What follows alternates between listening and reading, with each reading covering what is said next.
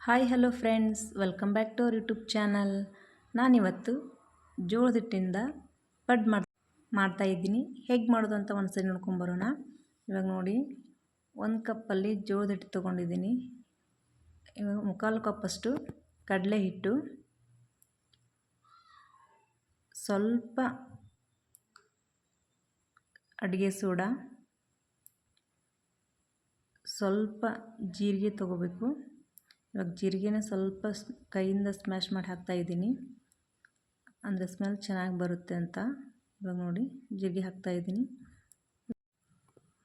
ಇದಕ್ಕೆ ಹಾಕೋ ಮಸಾಲೆನೇ ರೆಡಿ ಮಾಡ್ಕೊಳ್ಳೋಣ. 7ರಿಂದ 8 ಹಸಿಮೆಣಸಿನ್ಕಾಯಿ, ಸ್ವಲ್ಪ ಕೊತ್ತಂಬರಿ, ಈರುಳ್ಳಿ, ಬೆಳ್ಳುಳ್ಳಿ, ಕರಿಬೇವು ಎಲ್ಲನೂ ಮಿಕ್ಸಿಗೆ ಹಾಕಿ ತರಿಯಾಗಿರ ಮಿಕ್ಸ್ ಮಾಡ್ಕೊಳ್ಳಿ ಅಥವಾ ನೈಸಾಗಿರ ಮಿಕ್ಸ್ ಮಾಡ್ಕೊಳ್ಳಿ, ಹೇಗಿದ್ದರೂ ಪರವಾಗಿಲ್ಲ. ಇವಾಗ ಒಂದು ರೌಂಡ್ ಮಿಕ್ಸ್ ಮಾಡ್ಕೊಂಬರೋಣ.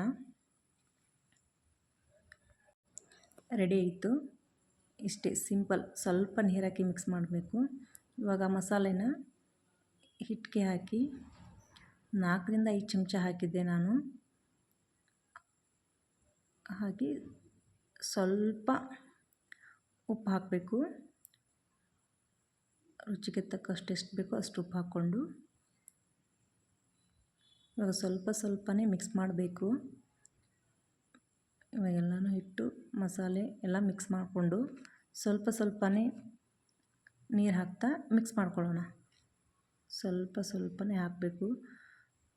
ಜಾಸ್ತಿ ಹಾಕಿದರೆ ತುಂಬ ನೀರು ಥರ ಆಗಿ ಪಡ್ಡು ಬರಲ್ಲ. ಹಾಗಾಗಿ ಸ್ವಲ್ಪನೇ ನೀರು ಹಾಕ್ತಾ ಮಿಕ್ಸ್ ಮಾಡಿಕೊಂಡು ಇವಾಗ ಪಡ್ಡಿನ ಹದಕ್ಕೆ ರೆಡಿ ಮಾಡ್ಕೊಂಡಾಯಿತು. ಇವಾಗ ನೋಡಿ, ಸ್ವಲ್ಪ ಇನ್ನೂ ಚೂರು ನೀರು ಬೇಕಾಗಿತ್ತು, ಹಾಗಾಗಿ ಹಾಕಿ ಆ್ಯಡ್ ಮಾಡಿ ಇವಾಗ ಪಡ್ಡಿನ ಹಿಟ್ಟು ಹದಕ್ಕೆ ಮಿಕ್ಸ್ ಮಾಡ್ಕೊಂಡಿದ್ದೀನಿ. ಇಷ್ಟು ಸಾಕು. ಇವಾಗೆಲ್ಲನೂ ಮಿಕ್ಸ್ ಮಾಡ್ಕೊಂಡ ನಂತರ ಒಂದು 10 ನಿಮಿಷ ಮುಚ್ಚಿಡಿ. ಎಲ್ಲ ಮಸಾಲೆನೂ ಹಿಟ್ಟಿನ ಜೊತೆ ಬೆರೆತು ಟೇಸ್ಟ್ ಚೆನ್ನಾಗಾಗುತ್ತೆ. ಇವಾಗ ಒಂದು ಸ್ವಲ್ಪ ಅರಿಶಿನ ಹಾಕ್ಕೊಂಡು ಒಂದು ರೌಂಡ್ ಮಿಕ್ಸ್ ಮಾಡ್ಕೊಳ್ಳೋಣ. ಇವಾಗ ಪಡ್ಡಿನ ಹಂಚು ಬಿಸಿ ಮಾಡಲು ಇಟ್ಟಿದ್ದೆ, ಆಗ ಸ್ವಲ್ಪ ಆಯಿಲ್ ಹಾಕಿ ಮಿಕ್ಸ್ ಮಾಡಿದ ಹಿಟ್ಟನ್ನು ಸ್ವಲ್ಪನೇ ಹಾಕಬೇಕು. ನೋಡಿ, ಸ್ವಲ್ಪನೇ ಹಾಕಬೇಕು. ಅದರ ಅರ್ಧ ಹಾಕಿ ಉಬ್ಬಿ ತುಂಬ ಚೆನ್ನಾಗಿ ಬರುತ್ತೆ. ಇವಾಗ ನೋಡಿ, ಸ್ವಲ್ಪ ಹಾಕಿ ಒಂದು ರೌಂಡ್ ಬೇಯಿಸೋಣ. ಪ್ಲೇಟ್ ಮುಚ್ಚಿ ಪ್ಲೇಟ್ ತೆಗೆದ ನಂತರ ಇನ್ನೊಂದು ಸೈಡ್ ಬೇಯಿಸ್ಕೊಂಡ್ರೆ ರುಚಿಯಾದ ಜೋಳದ ಪಡ್ಡು ರೆಡಿ ಆಗುತ್ತೆ. ಕಾಣಿಸ್ತಿದೆಯಲ್ಲ. ಜೋಳದ ಹಿಟ್ಟಿನಿಂದ ರೊಟ್ಟಿ ಅಷ್ಟೇ ಅಲ್ಲದೆ ನಾನಾ ಥರ ಅಡುಗೆಗಳನ್ನು ಮಾಡ್ತಾರೆ. ಹಾಗಾಗಿ ಇವತ್ತು ನಾನು ಪಡ್ಡು ಮಾಡ್ತಾಯಿದ್ದೆ. ನಿಮಗೂ ಕೂಡ ಈ ವಿಡಿಯೋನ ಶೇರ್ ಮಾಡಬೇಕು ಅಂದ್ಕೊಂಡು ಮಾಡಿದೆ.